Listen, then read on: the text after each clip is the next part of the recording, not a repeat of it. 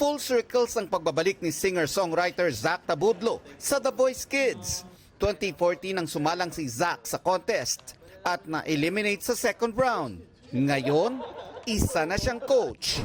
There's so much things that I went through as a musician po and as an artist and as a person also.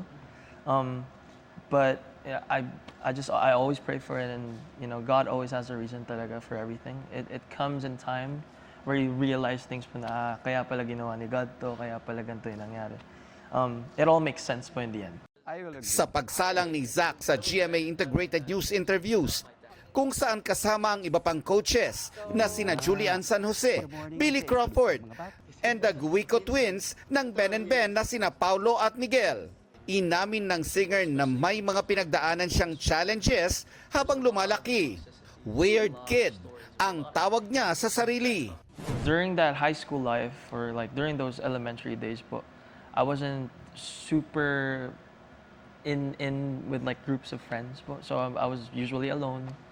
And I was always in sort of like this dream every day na parang I get to imagine different things when I listen to music.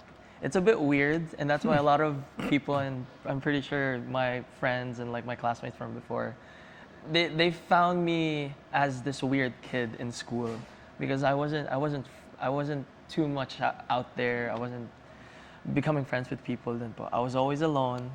Pero ito rin daw ang nagpatibay sa kanyang talento na ngayon nagpapahanga at nagbibigay inspirasyon sa maraming tao. Ngayon, Zach's heart is full. Mas nagiging makulay ang kanyang mundo kasama ang kanyang girlfriend na si Abigail. Right now po, I'm in a very healthy relationship with my girlfriend. We're almost running 2 years. Yeah.